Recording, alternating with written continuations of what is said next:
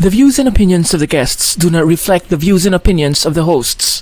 Furthermore, the views and opinions of the hosts do not reflect the views and opinions of the show, the management of this page, and the affiliations of the hosts.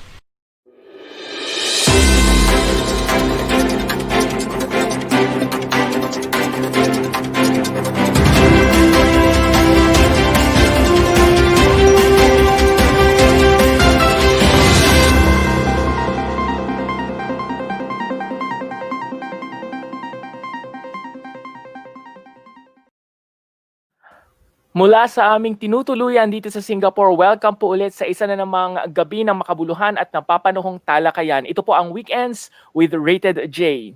Ang programang ginawa para sa mga overseas Filipino mula sa mga kapwa overseas Filipino. Inyo po itong napapanood ng live tuwing Sabado sa tulong na rin ng teknolohiya at ng social media. Magandang gabi po sa lahat ng mga nanonood dito sa Singapore and all over the world. Maraming salamat po sa inyong patuloy na pagtitiwala. Ako po si Jun Rigunan. At ako naman po si Dazeline Zapata. Good evening, partner, at syempre, magandang gabi sa lahat ng ating mga viewers. Magandang gabi din sa lahat ng ating mga kaibigan at kakwentuhan tuwing Sabado ng gabi. For more updates, please like and follow our official page sa Facebook na Rated J at sa aming YouTube channel na Rated J Official. Para naman po sa inyong mga komento, mag-post o mag-send ng message sa ating Facebook page o di kaya ay mag-email sa ratedjofficial@gmail.com. Alright, maraming salamat partner. At eto na nga, straight to the news na tayo partner or straight to our topic partner. Maya-maya lamang mga kaibigan, mga ka-Rated J ay mapapanood nyo ang ating headline news pagkatapos po ng ating programang Weekends with Rated J. So, yon, likas na mahilig ang mga Pilipino sa mga beauty pageant. Ika nga nila, ka-level nito ang mga interes ng mga Pinoy pagdating sa NBA at saka syempre sa laban ni Pacquiao.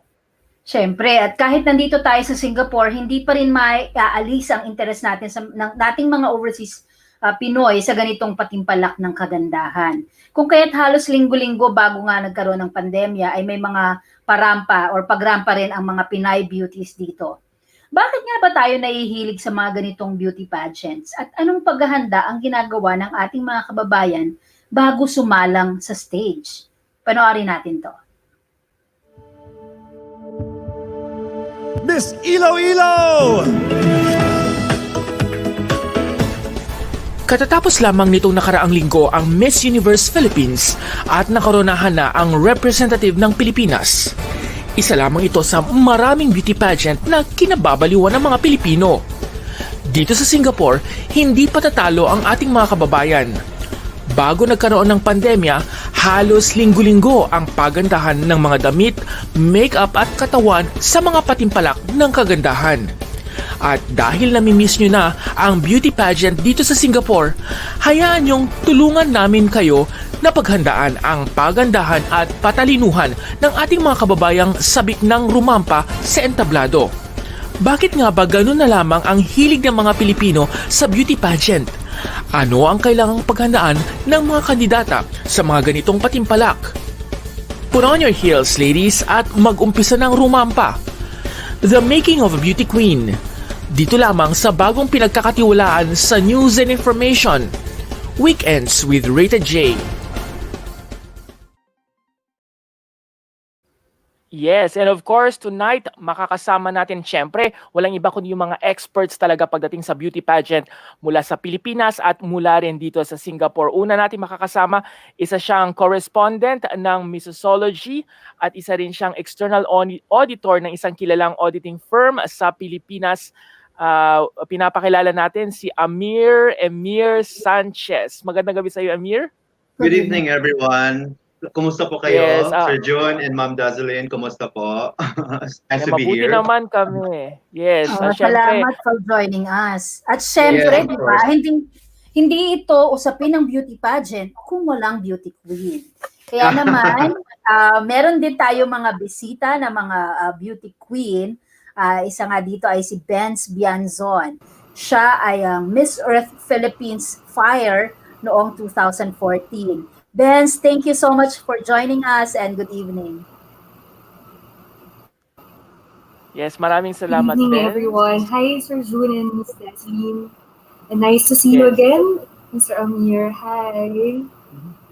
At syempre, maraming salamat Ben sa pagsama ngayong gabi. No? Syempre, isa sa mga pageant organizers, isang kilalang pageant organizer dito sa Singapore. I believe she's also a beauty titleist, if I'm not mistaken. Si Miss Nympha Sarmago Tingala Su or si Nympha Su. Mas kilala bilang si Nympha Su. Oops, parang nawala si Nympha sa atin ngayon. Babalikan natin si Nympha, no? At mukhang nawala siya sa ating linya. Maraming salamat sa pagsama ngayong gabi, Benz and Amir. Umpisahan na natin. Siguro katatapos lamang na Miss Universe Philippines. Bago ang final night, maraming mga favorite viewers or maraming favorite ang mga viewers natin like si Miss Bohol, si Miss Quezon City. Pero ilan lang ang nakakapansin noon kay Miss Iloilo. Rabia Mateo. Unless yung mga beauty pageant enthusiasts like you, siguro Amir, what was in her? Ano yung sa tingin niyo na meron siya noon na nakapagpanalo sa kanya? Ano yung naging edge niya? Amir? Actually, Sir June, meron kaming Missology hot picks. Sa third hot picks namin at saka sa final hot picks, siya po ang aming number one. Kaya, okay. yes, siya po talaga yung aming number one. We hold on to her because we believe in her capacity. Actually, na-appreciate ko siya during the time sa mga presentation, yung sa catwalk challenge nila. So doon ko nakita kung gaano siya nag-stand out. I think Ravi has something na parang beauty na hindi mo ma-ignore. Alam mo yung very, sobrang ganda niya. And yung charisma nandun talaga. And then, siguro nung time kasi na nakita namin siya during the catwalk challenge, ang galing niya talagang maglakad. Yung poise niya nandun. Kumbaga, total package yung nakita namin sa kanya. Kaya siya yung ginawa namin number one sa final hot picks ng Missology. And we got it right, actually. Wow. So follow up ko lang, no, very interesting ito. Etong hot pick na ito ay amongst enthusiasts like you na talagang sumusubaybay sa mga beauty pageant. Tama ba?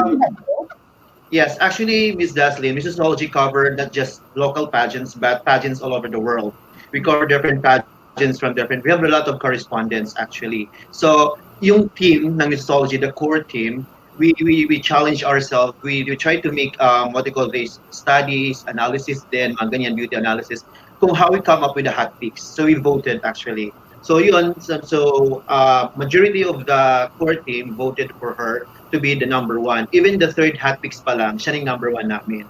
But of course, we had this parang mapapaisip ka din. Kasi syempre, sobrang challenge talaga kay Rabia. Kasi first time niya mag-join ng national pageant. But we see some qualities na deserve para siya maging Miss Universe Philippines. Siguro, Amir, para lang sa kaalaman ng mga kababayan natin na hindi masyadong familiar sa Missology, quickly lang, Yes. Ano ba ang Missology? Well, Missology is a pageant page. We cover different pageants around the world. We cover Miss Universe, Miss World, and even male and female pageants. So we have analysis on beauty pageants, not just in Philippines. So not just in local pageants, but we go around the world actually. So we have male pageants analysis, female pageant analysis. So we do all of these things. Then we go travel and we go travel to countries like Miss Universe. Sometimes we go there. I personally cover Miss Universe during the time of Catriona and also the Miss World. I was also there during the time of Megan. So ganun po ang Missology, yun ang nature ng aming ginagawa. We try to cover different pageants. Talagang pure passion ang base sa kwento. Yes po.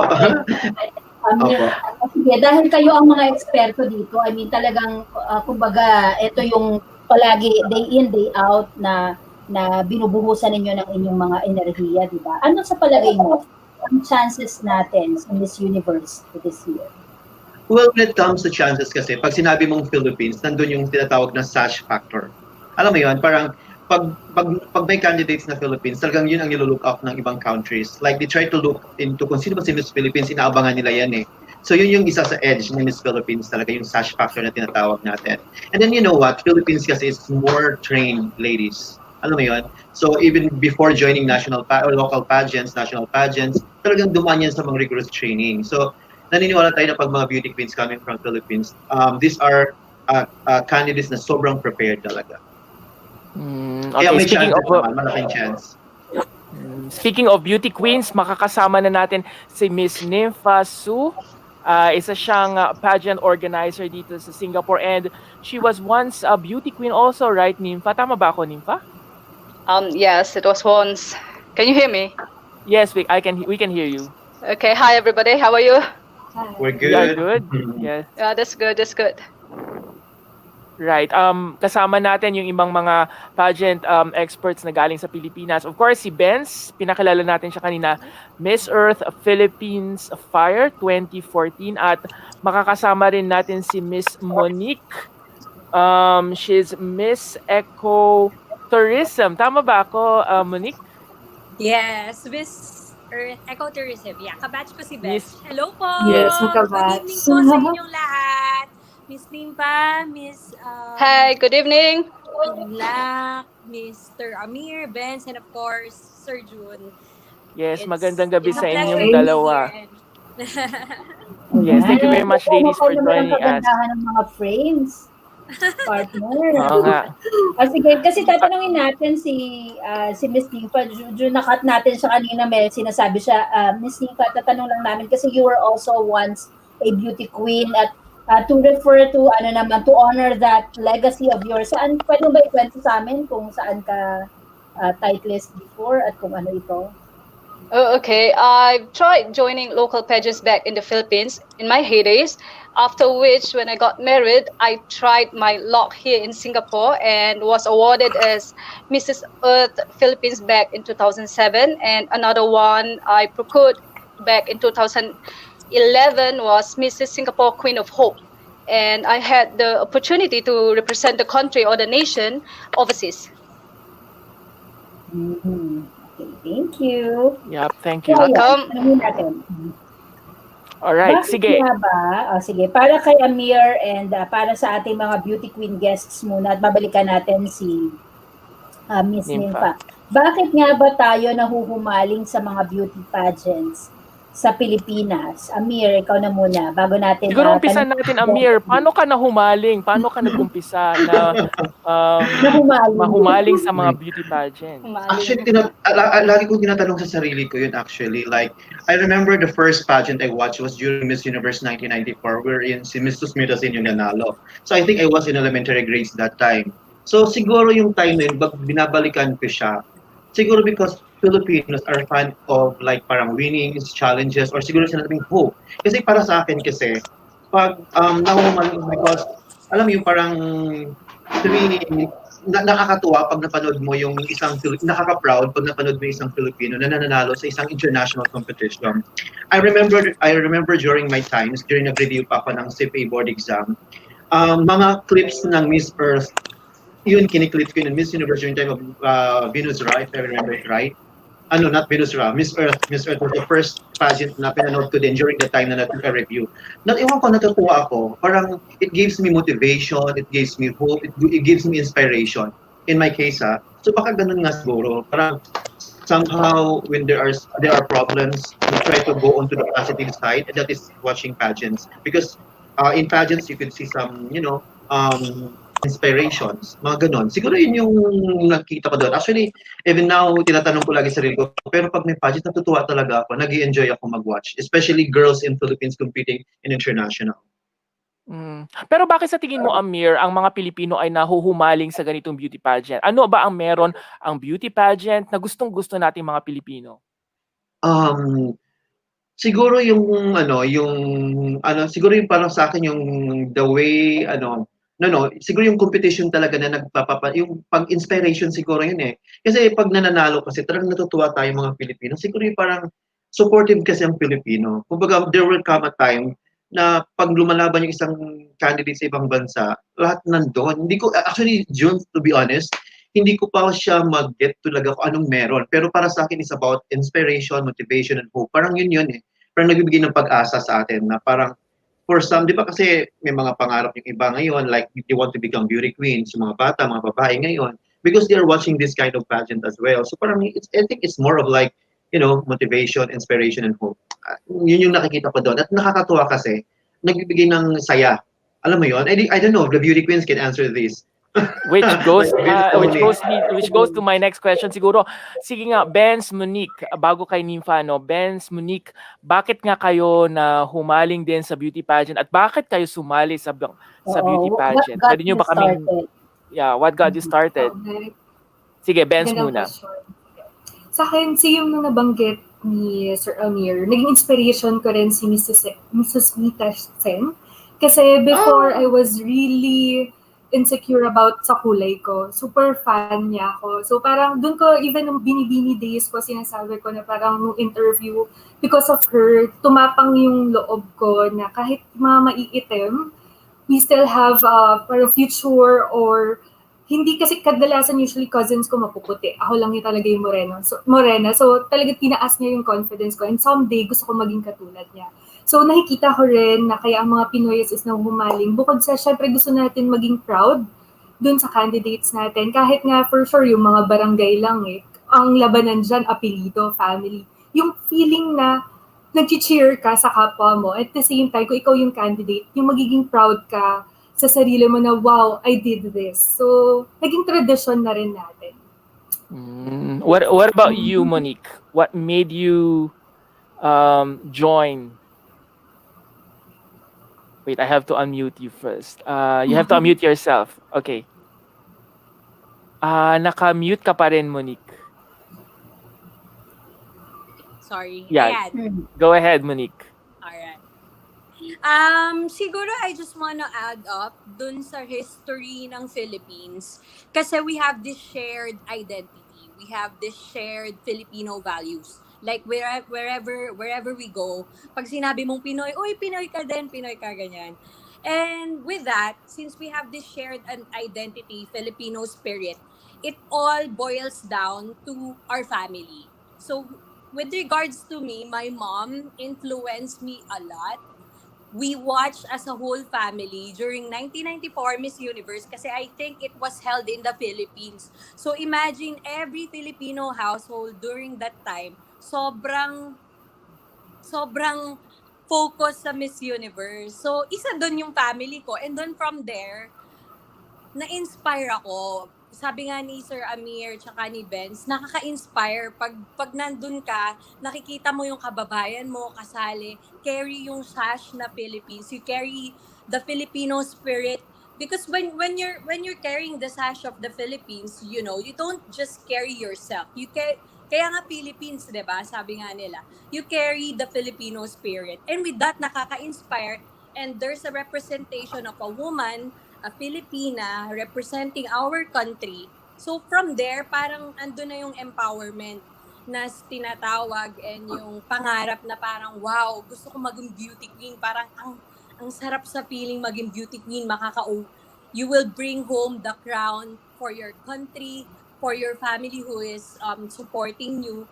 So from there, yung mom ko is the biggest influence in my life when I joined beauty pageants. Kasi talagang sobrang hilig din ng mom ko sa beauty pageant. And ako, nakita ko kung paano, kung ano yung ginagawa. Kahit at a young age, parang wow, gusto ko rin, I wanna be like that woman who carries the Philippine sash. So, yun. Na from there talagang as in, kahit bata ako, nag-walk ako, gusto ko sumali sa Little Miss Philippines. Hanggang sa, sumali na ako sa, ayun na nga, naging dream ko. I carried it in my heart until when I was in high school. And then until the time I joined the municipality, our pageant nag-start ako sa municipality, then in our province.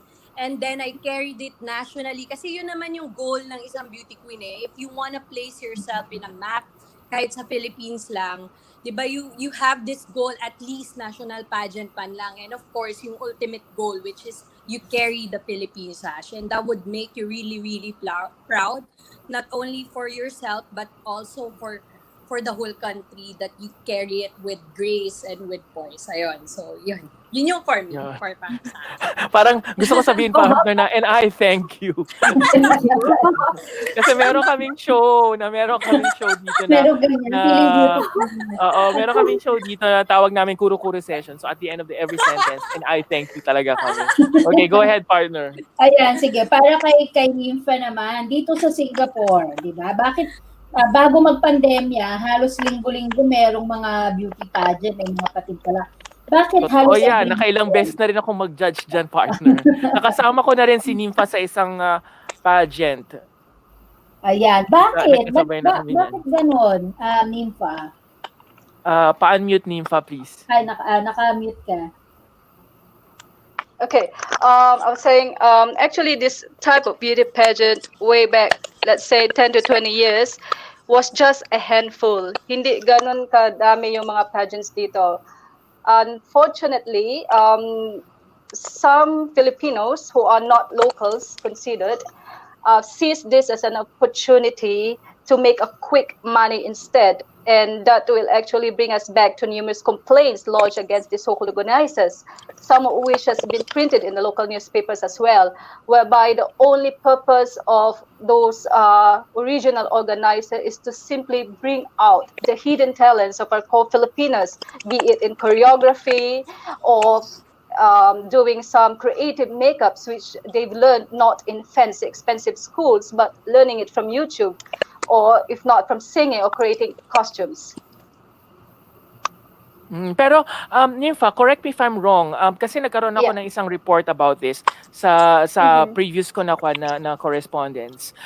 Napansin ko lang na hindi dahil sa pera ang hinahanap ng mga sumasali dito, kundi yung prestige talaga, na mabigyan talaga sila ng sash, ng award. Kaya nga 'di ba sa mga ganitong patimpalak dito sa Singapore, halos lahat ng mga babae ay may sarili silang mga awards at the end of the day.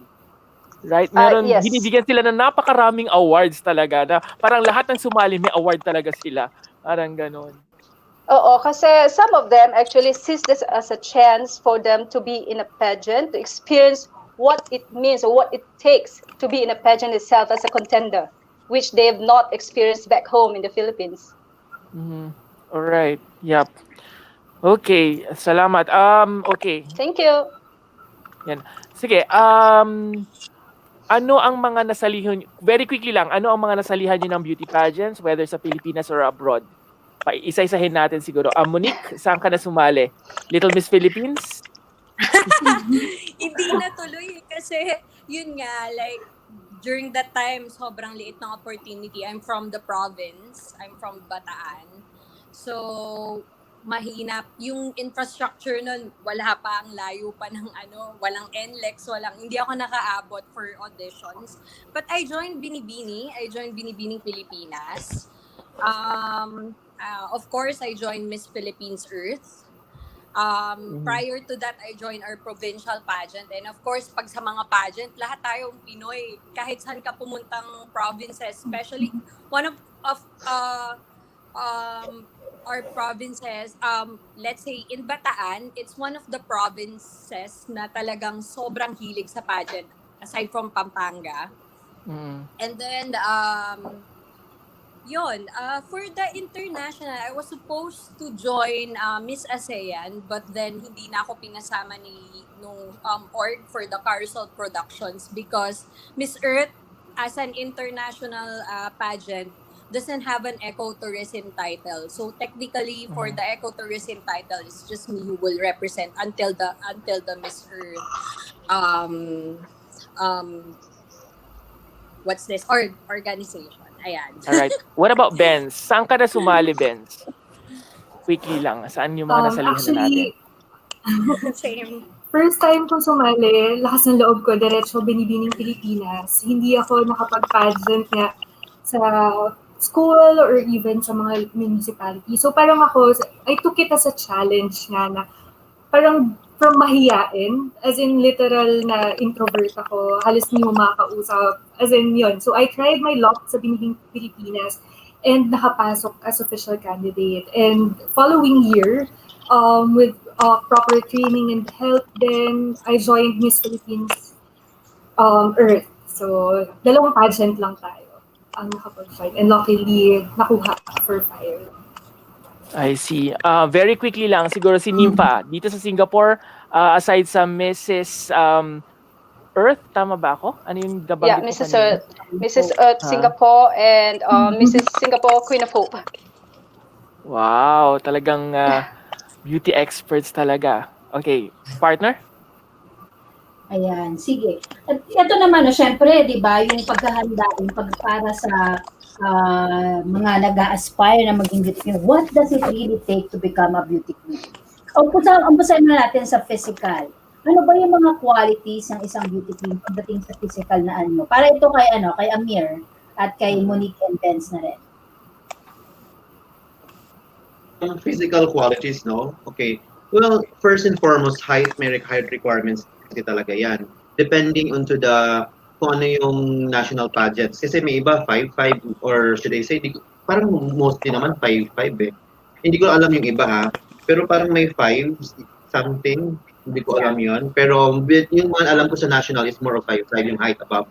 And then siguro yung talagang I'm not saying body shaming, but somehow, siyempre, physically fit ka talaga, because there can be any chances of having a swimsuit competition, and then at the same time, looks is not so much na talagang sobrang ganda mo, but at least nagba-vary kasi during the time of competition eh. Minsan okay ka during the first screening, pero pagdating ng finals, hindi ka na okay, so depende yon. So, depende sa confidence mo. Yun yung mga nakikita ko lang. Mm-hmm. What about the ladies? Before that, Amir, physically, meron bang proportion yung mga yan? Meron bang tinitignan na kailangan ganito yung mukha, ganito yung itsura, ganito yung skin, ganito yung complexion? So far sa Meron bang mga mga ganun? So far sa face, wala naman masyadong ganon. But it's more of like, parang, yung height requirements, it's more of height requirements, it's more of like yung parang figure siguro. Kasi depende sa sinasalihan mo nga, kung let's should I say, mga national pageants competing international, siguro kahit paano medyo slim ka, or fit ka, ganon. And then, siguro sa physical, natural, hindi ka pa yata parang ganun ba yun? Tama ba yun? Yeah. Yeah, single. Yes. Single Sige, jump ko na lang sa next question kay Amir before I ask the ladies about ano yung qualities to become a beauty queen. Amir, physically ba or even yung mukha, meron bang pinagkakaiba pagka yung mga sumasali ng Miss Universe, Miss World, Miss International, Miss Earth, magkakaiba ba yung mga requirements? Kasi yun yung napapansin na mga iba na parang, okay, pag Miss Universe dapat ganito yung tsura. Yung Miss World dapat ganito. Okay. Like, siguro sa Miss World, ang pagkakita ko sa mga usual winners nila is parang mga princess type. Parang yung medyo, yung parang, hindi naman reserved, but parang princess ang dating. Parang ganon eh. Parang ganon yung nakikita ko because during the time of Megan Young, talagang sobrang iba yung dating ni Megan Young. I would say also, Catriona, during the time of Catriona ng Miss World siya, iba yung package niya as compared doon sa Miss Universe. Nung Miss Universe siya, parang nagiging ano na siya, anong bang tawag sa term na yan? Parang iba yung looks niya doon, nagbago talaga siya, parang modelish. Mas fierce. Parang gano'n, mas fierce, modern. ganyan. So mas modern siya. Unlike sa Miss World, parang may pagka-reserve, parang princess type, gano'n. Sa Miss International naman, ang alam ko, it's more of like, parang gano'n din. Hindi actually, may distinguishing talaga. Pero as of now, kasi sa current status ng pageant ngayon, it's more of like being a spokesperson spokesperson talaga. Actually, ang Miss Earth, gusto ko kasi very clear ang advocacy nila. Like, protecting Mother Earth. That's one thing I like about Miss Earth. Yung clear yung advocacy. So, siguro sa Miss Earth, hindi ko lang sure kung ano yung hinahanap nila. Pero basically, it's more of total package spokesperson, beauty nandun talaga. And then at the same time, isa lang palang lagi kong natatandaan, lagi pag nag-cover kami, ayaw nila ng candidate na may attitude. Nako. Ayaw nila. Pero kahit gaano ka kaganda, pag may attitude ka, no yan. No. May recent atang may attitude din Okay, sige, yung mga ladies natin, may attitude ba itong mga to? Tingnan nga natin. Ladies,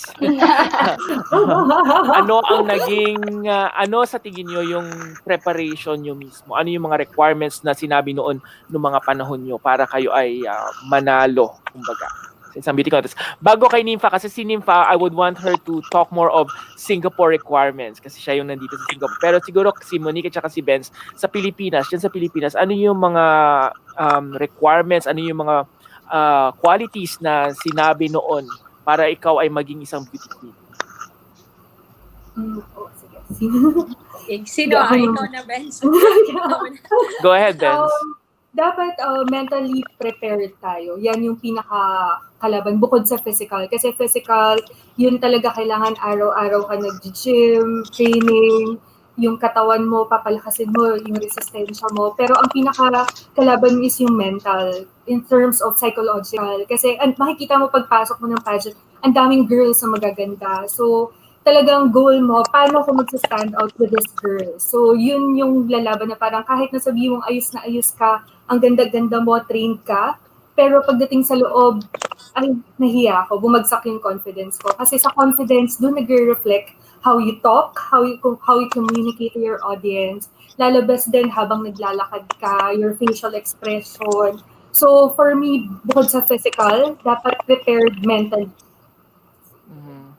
Anything you want to add, Monique? Yeah. Dun sa sinabi ni Sir Amir, tama yon. We have physical requirements like 5'5", 5'6". For Miss Earth, it's 5'5". For Binibini, it's 5'6". And then, for yung kay Benz naman, yun nga, kailangan prepared ka. And I just wanna add up, malaking bagay yung proportions. Like, based on my personal experience, hindi ako ganong katangkad. Hindi ako, nandun ako sa border ng pinakamaliit. So, pag nakakita ako na matatanggal na girls, wow, Catriona, dadaan, oh my God, ang tangkad niya.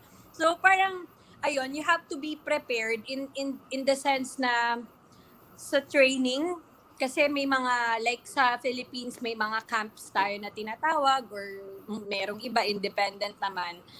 May mga camps na who trained beauty queens or aspiring beauty queens for free.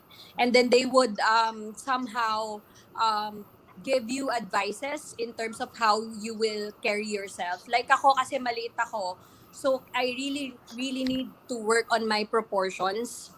Because since it's a beauty pageant, you should know how to present yourself on the stage. So, since maliit ako, I really have to work on the stage. Like, I really need the knowledge on how to work on the stage na hindi talaga ako magmumukhang maliit.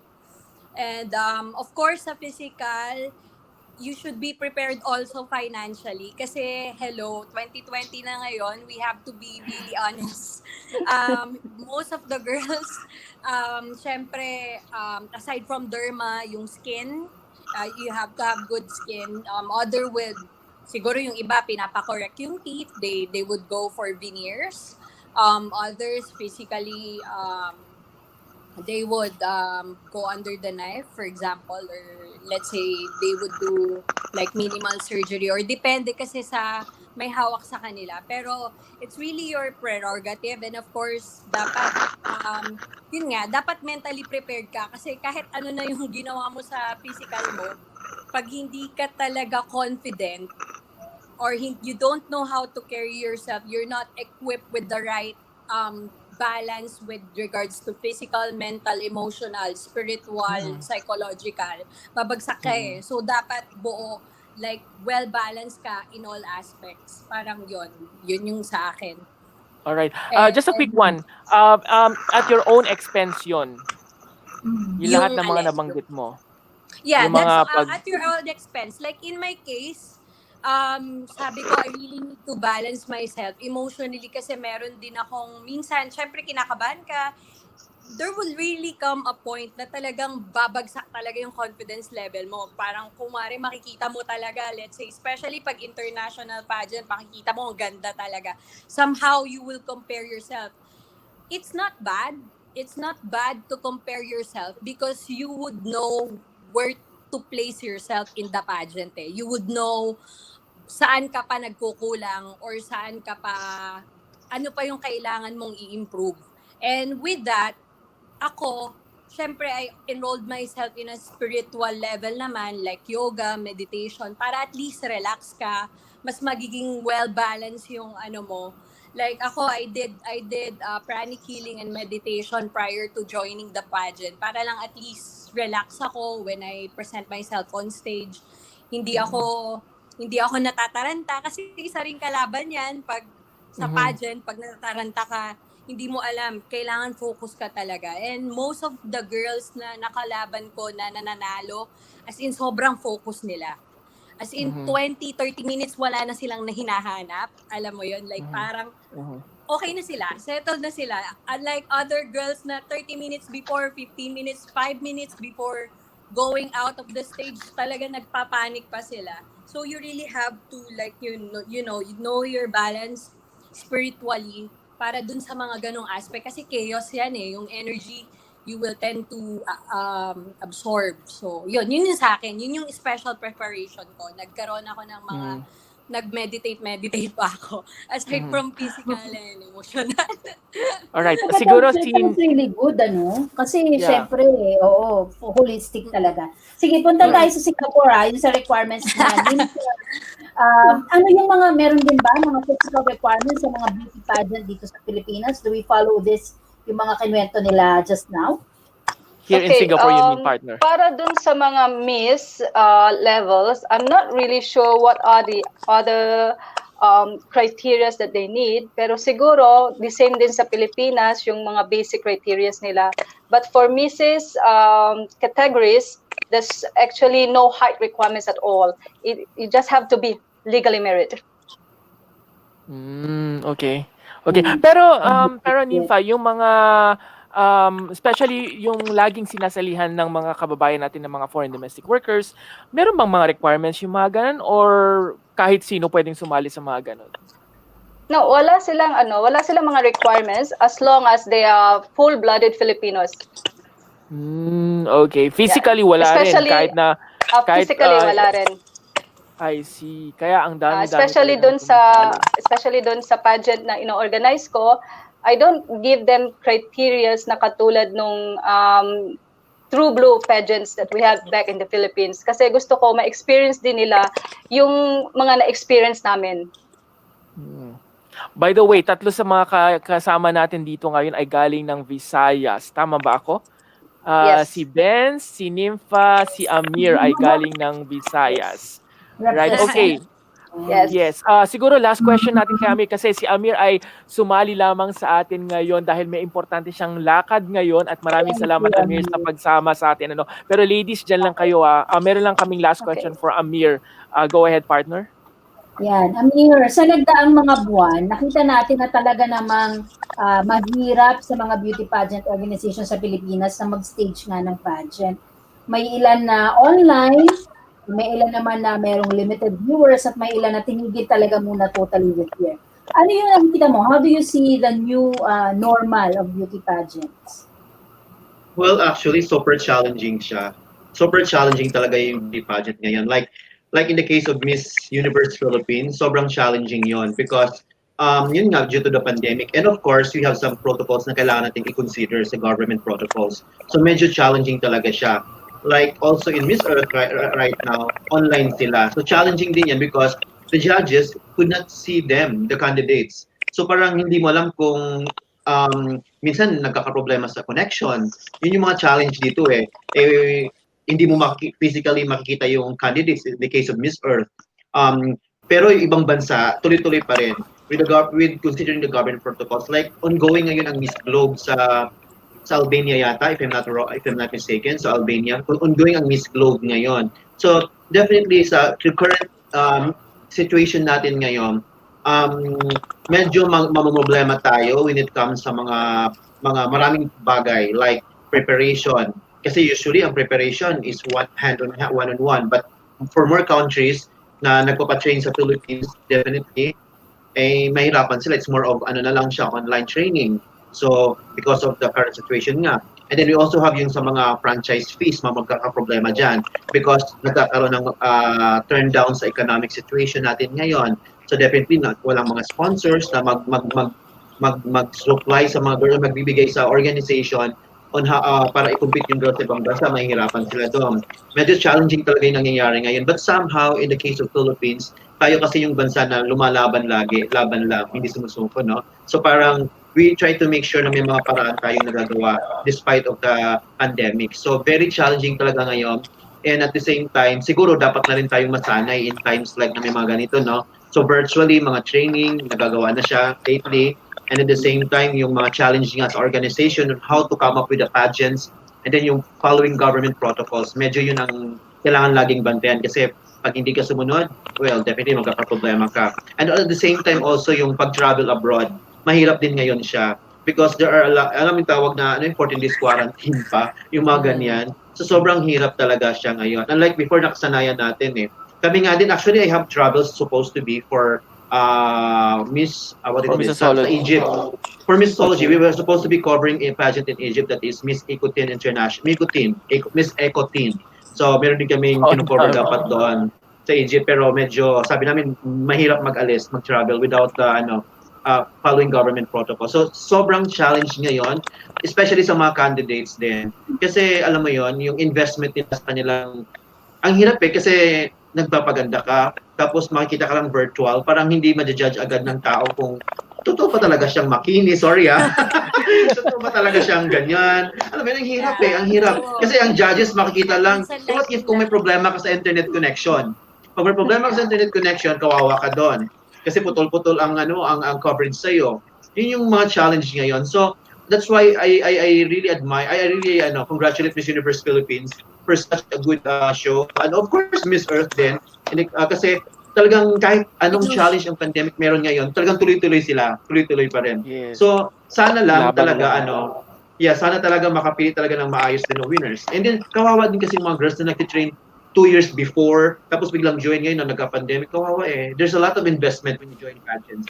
Hindi lang siya physically, mentally, but financially as well. When it comes to financial, yun ang mahirap eh. Kasi yung mga ibang candidates nakatira dito sa Maynila, pero taga-province yan. So, ang hirap nun.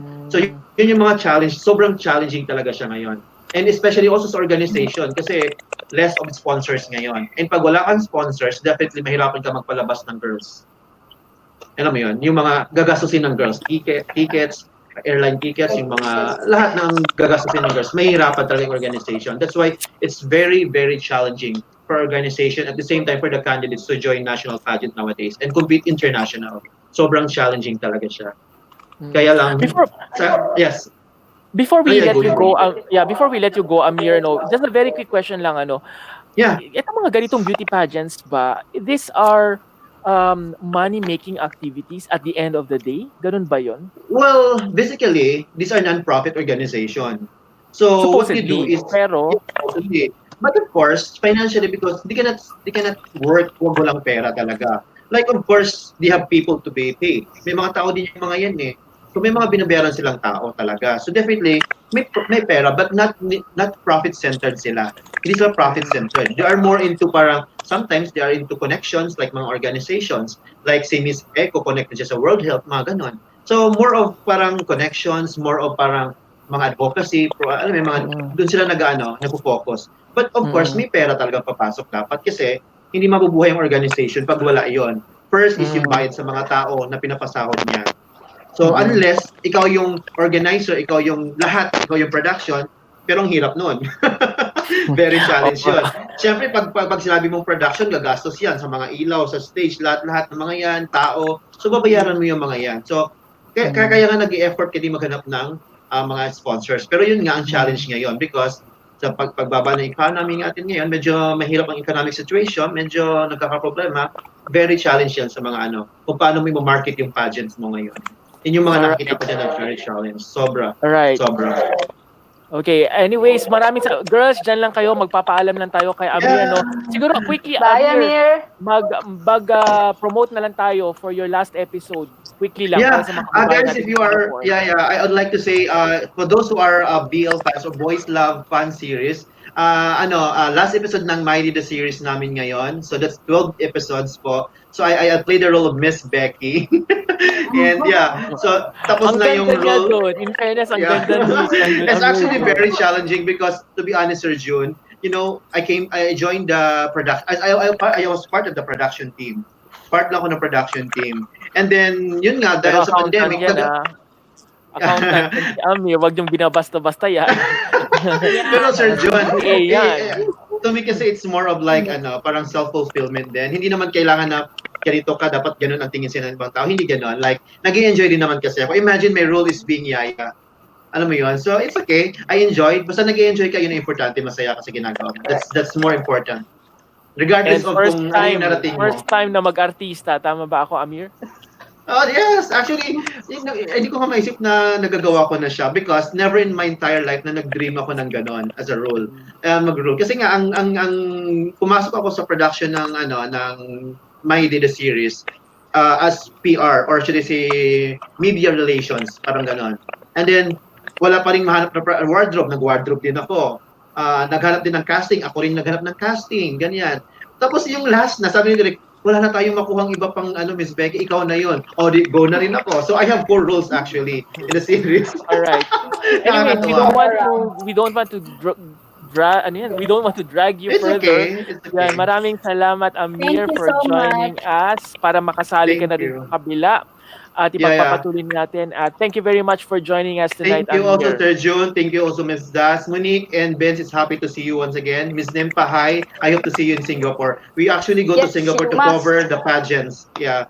You But must. it was under Mr. International. Yeah, usually the owner of Mr. International is from Singapore, Alan Sin. So usually invite kami doon. Ayan. Thank you, Sir June, Ma'am Das. Thank you po. Monique and Benz, continue to be beautiful and pretty always. Love you, girls. Alright. Bye-bye. Okay. Bye, sir. Eto na, ladies. Ito yung tanong ko sa inyo. Can you give us at least, siguro yung naging experience nyo sa mga beauty pageant na ganito, ano yung mga memorable experience nyo na hindi nyo makakalimutan? I think si Benz meron na kwento sa akin, very short, meron siyang nakwento regarding dun sa pageant na sinalihan niya nun. Kasi si Benz, she was not the original winner of Miss Philippines Earth Fire. Tama ba ako, Benz? Kwento mo sa kanila. Kwento mo paano nangyari. Alam din ni Monique magka-batch kami nun.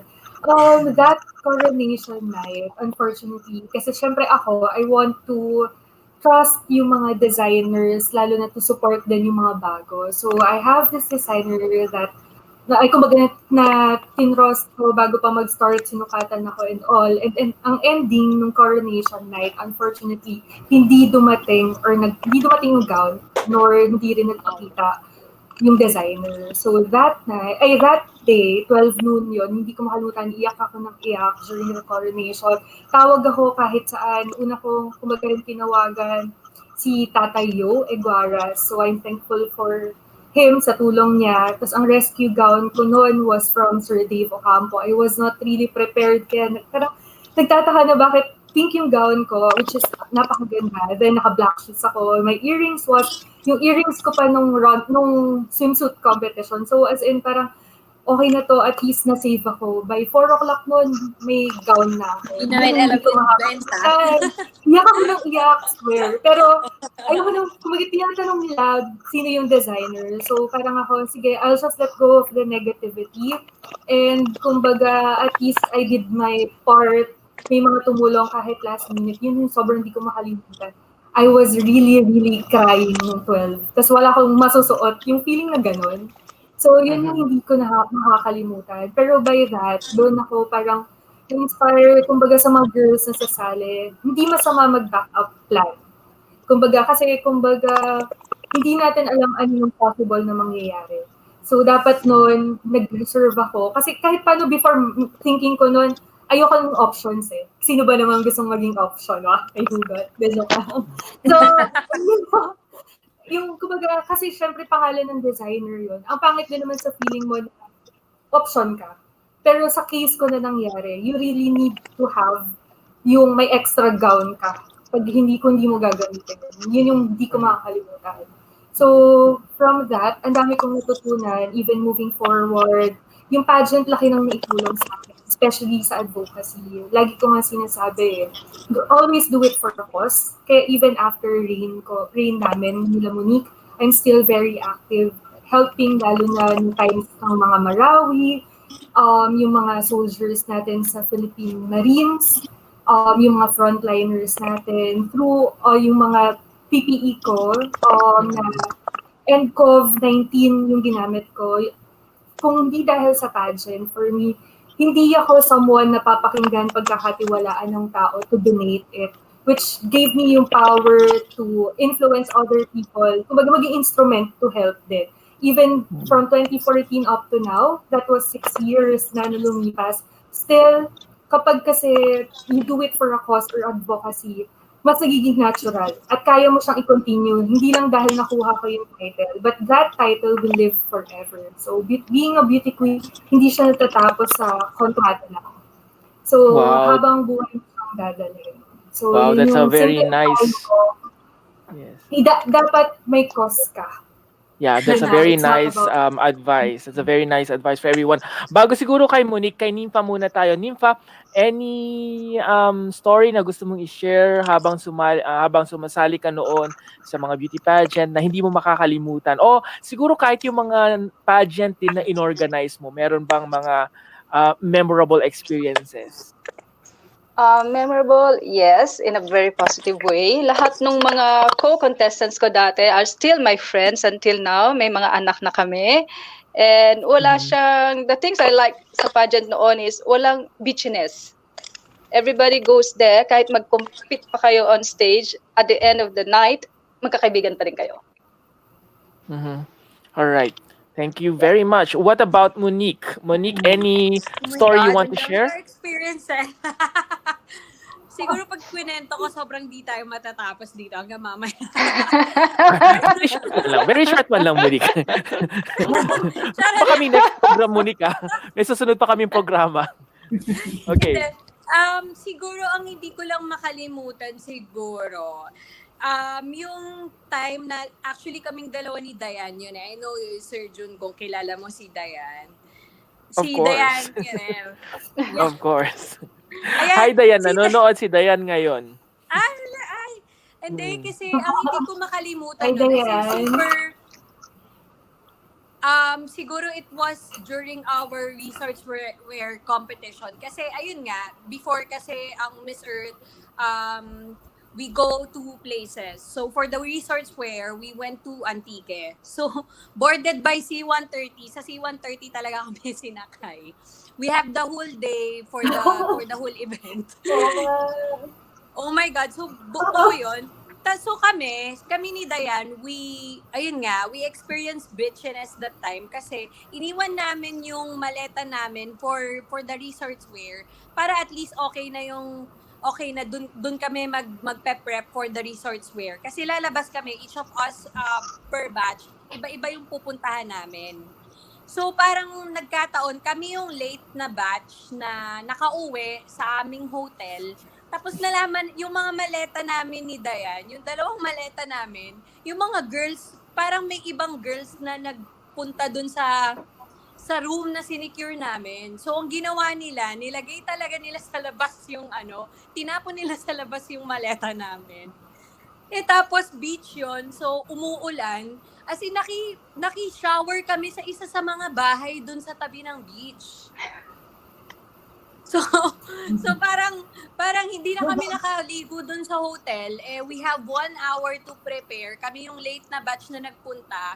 So, as in, nag-door to door kami sa mga bahay na katabi dun sa beach resort na yon para lang makaligo. Tapos para makasali dun sa resorts wear. So, sobrang gusto ko na mag-quit that time. As in, kinausap ko na yung organizer kasi it was really worse. But then yun nga, good thing, hindi na ako nag-quit. And hindi ko pa rin alam kung sino yung naglabas ng maleta namin hanggang ngayon. Nako, ang dami pala mga ganyan mga kwento dyan sa mga beauty pageant na ganyan na. Yeah.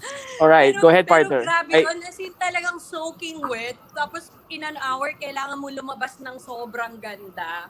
So ganun yung stress level namin ni Diana. Tipong, and ayun nga, because of that experience, I won a friend, si Dayan nga, during that time na, during the course of that pageant, simula nung nangyari sa amin yon, talagang kami yung partners in crime. Hanggang sa dulo, kami tuloy yung, nagtutulungan talaga kami kasi grabe yung nangyari sa amin, hindi namin makalimutan ni Dayan yun. So, yun, Together And look with where Ben's you and guys are JP. right now. Diba? Oo, yun.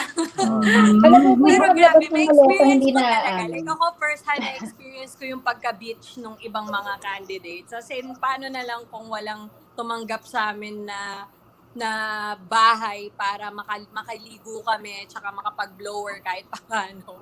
Siguro, sobrang galing pa kaming C-130 ng mga 5 a.m. and then at 7 p.m. that same day kailangan naming maganda. So parang grabe lang. Ayun. Hindi ko Segue maalam. natin siguro kay Nympha itong mga ganito. Nympha, meron bang mga beach din dito sa Singapore? May mga ganyan din ba tayo?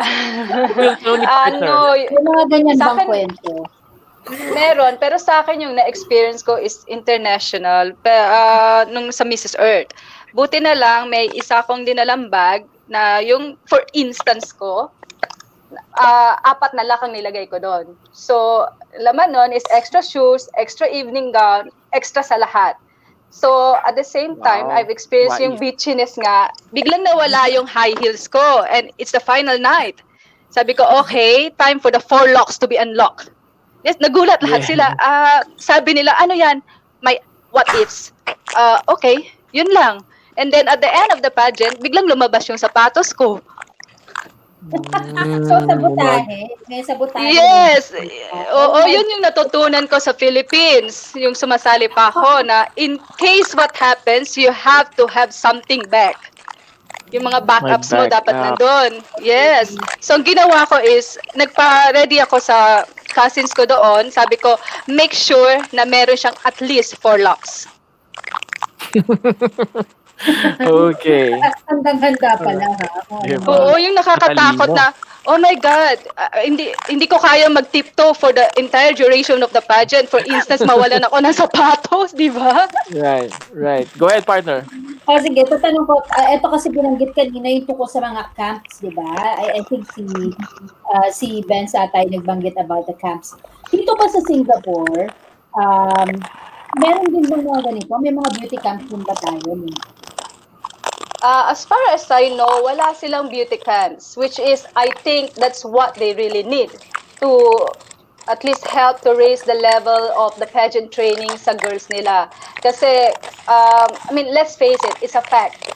Wala pang locals na nakakasali even for the top 20 man lang. Diba? So, I guess yun yung kailangan nila. Kasi iba talaga pagkagaling ka ng beauty boot camp. Iba yung training na inilalaan sa'yo, iba yung mga practice ng mga mock questions na inilalaan nila sa'yo. Then ready ka sa lahat. Pero Nympha, with regards to dun sa anong tawag dito, yung mga kababayan natin na nag-join ng mga beauty pageant dito sa Singapore, meron ba silang mga camps? Or quote and unquote camps? Meron ba mga ganon? Silang camps. Wala. Yung mga organizers, wala. Pero may mga grupo-grupo sila, di ba? May grupo sila. So, sila, di ba? Pero hindi parang formal training talaga, di ba? Hindi. Yung mga organizers, sila na yung pipili or makikiusap doon sa ibang mga Filipinos dito na marunong mag-choreograph or marunong duck walk, na turuan yung iba or at least man lang make some of them comfortable na mag-high heel shoes o mag-bragais shoes. Bragais shoes talaga. Yes, the bragais shoes. Nauso dito yan. Talaga? Yes. Oh, alright. Okay. Siguro, last 2 questions ko na lang sa mga ladies natin. Ladies, alam naman natin na pagdating sa beauty pageants, talagang nag-evolve na to. Kung dati-rati talagang pagandahan lang, pagalingan sa pagrampa. Ngayon, nakikita natin na kailangan matatalino na rin yung mga beauty pageants natin. Ano ba yung sa tingin nyo importance para sa isang beauty queen na maging prepared sa Q&A mismo? Monique?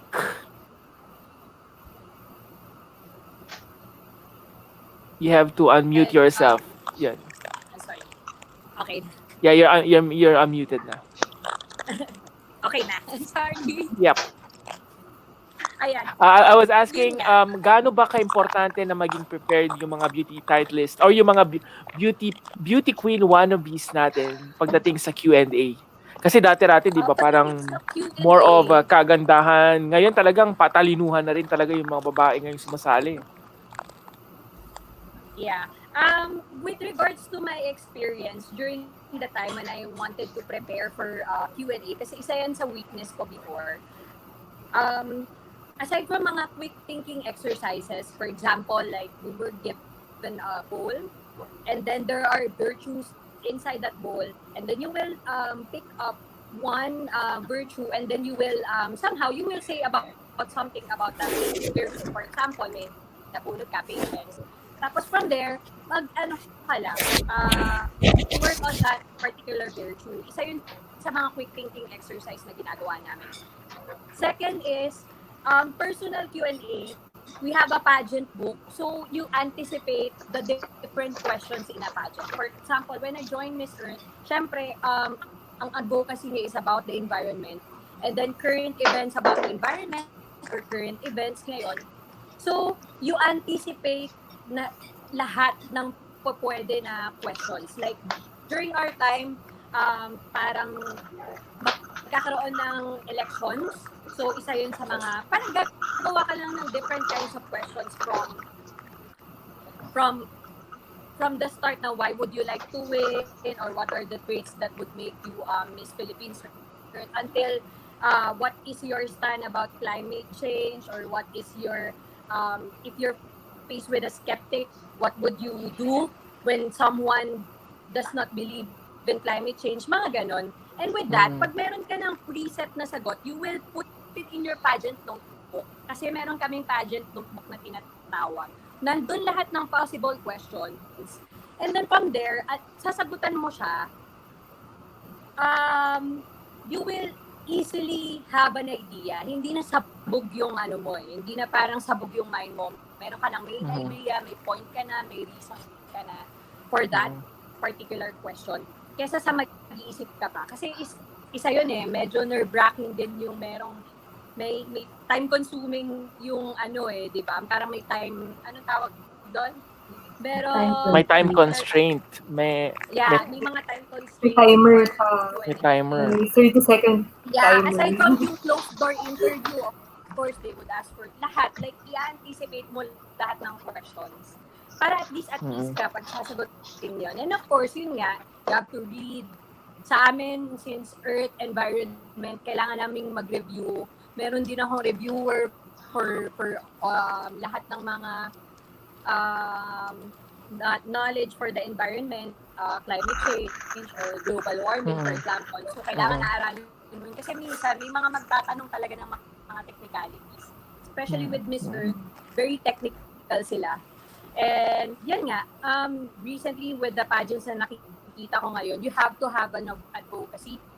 For example, in Miss Universe, you should have a stand with sa AIDS or women empowerment. Yon. So, dapat lahat. Yon. Right. So, si Benz ba ay nasa pageant book mo rin yung what is build? Kasama rin ba yan? Oo, kasama yun. Current issues, kasama yun. Oo. Yung other time ng mga lumaban kami, kailangan din. Kasama din. Okay, last question siguro natin for Nympha partner. Bago yung last words ng ating mga ladies. Yan, Partner? sige. Nympha, dito, ano yung balak ng mga beauty pageant organizers naman when it comes to staging these contests? Ngayon na we have a pandemic na ongoing pa rin talaga, no, na meron tayong mga government restrictions. Hindi ko pa nakakausap yung ibang mga organizers, but as you all know that Singapore still in DORSCON Orange. Hindi pa tayo bababa ng DORSCON Orange anytime soon because as what the government declared, Singapore is not safe until the world is safe. So siguro what I can advise if given a chance na makausap ko yung ibang organizer is to just encourage all other Filipinos to upgrade themselves skillfully. All right. Okay. Sige, last words na lang siguro natin para dun sa mga gustong maging beauty queen in future. Isa-isahin natin yung mga ladies' last words natin from Benz.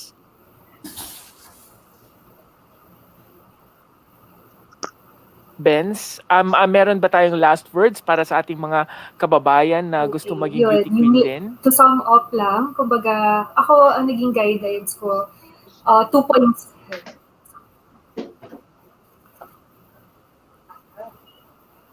Hello, can you hear me? Okay na siya? Yes, we Ayun. can So, hear you. for me, meron akong dalawang mas madaling tandaan. Una is believe in yourself sa mga gustong sumali. Walang ibang maniniwala sa'yo, kundi ang sarili mo lang. Pangalawa, yeah. I think may delay ata sa internet ko. Yeah. So, Yes, ang but we can hear you. pangalawa, We can hear do you, it for a Benz. cause at advocacy. Kasi yan, dyan mo makikita o madedetermine ka ng mga tao. If you're a pageant patty lang, aral ka lang just because gusto kong manalo, pero compared to having advocacy, as you talk, mararamdaman ng tao how genuine you are, how concerned you are for the environment. And it's not really about you wanting to get that crown, but you are ready for that crown and carry yung responsibility at power na kasama nun. So, yun, believe in yourself and do it for a cause and advocacy. Syempre, on the side, make sure to be updated always sa mga current events natin. So, yun yung aralin mo. And lastly, yung pagiging physical and mentally na prepared tayo. Yun ang pinakakalaban. All right. Thank you very much, Benz, for your nice words. Monique. Makisingit lang ako. Ay, sige, sorry. Yes, go ahead. Go ahead. Go ahead. I think nakita ko sa comments pag-click ko, kumbaga, yung mga nagko-comment, thank you sa support din. Oh, yes. Nakita ko, Yeah, may mga yeah, nagme-message. oo. Like si Yeah, Naldinda. Yan, si Dayan, it was Nakakatuwa. here. Yan. Ayan, mga Despite kababayan na din parang natin sa... 2014, ang warm pa rin ng welcome. At Yes, you look gorgeous as mga always, taga Benz. Iloilo, nakikita ko yung admin ng Benz Bianzon, officials. Yes. Yan. Tapos, Yep. yeah, yung mga aking loved ones, mga close friends, mga kaibigan natin nandito. So, hindi ko na isa-isahin. I thank you sa Yes. support ninyo. Yeah, thank you very much, Benz. Last words natin, Monique. Very quick lang tayo. Okay. All right, thanks. Naka-mute. Okay. Unmute natin, Monique.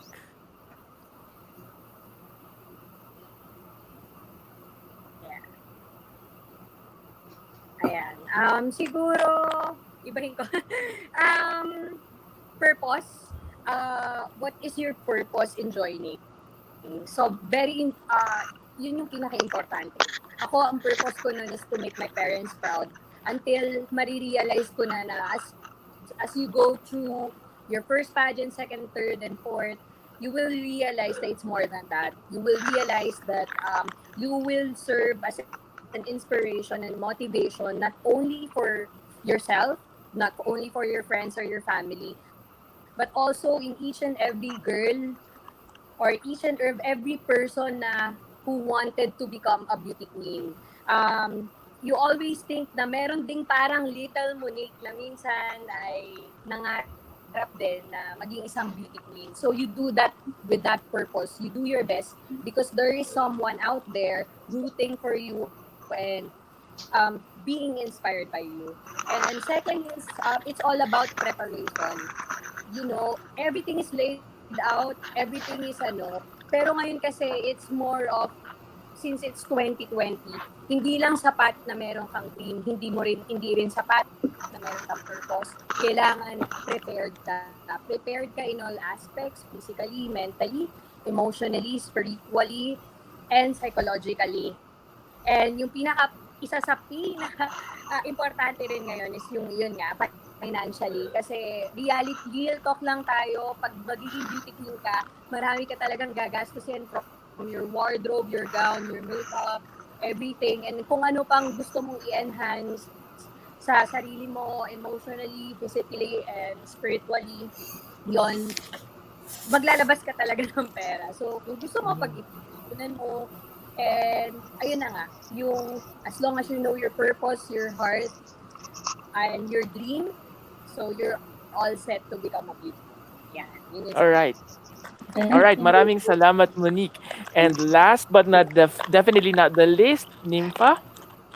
Last Yes. words para sa ating mga kababayan dito sa Singapore. Okay, just follow your dreams. Kung gusto nyo sumali, sali lang kayo. But at the end of the day, be sports enough to accept defeat. That's all. Very well said. Napaka-importante yan. With that, maraming salamat po sa inyong lahat. Diyan lang kayo mga ladies, magpapapicture pa kami mamaya after nitong extra namin. So mula po sa aming tahanan dito sa Singapore, ako po muli si June Rigonan. At ako naman po si Dazzling Zapata. Abangan nyo muli kami sa susunod na Sabado sa mga pinakabago, pinakamakabuluhan at mga napapanahong impormasyon at talakayan, ang tunay na public service na hatid namin para sa inyo. Mula sa programang ginawa ng mga overseas Filipino para sa mga kapwa overseas Filipino, ito ang Weekend with Rated J. Maraming salamat mga kababayan, and stay tuned for the news and stay tuned for He Said, She Said. Maraming salamat.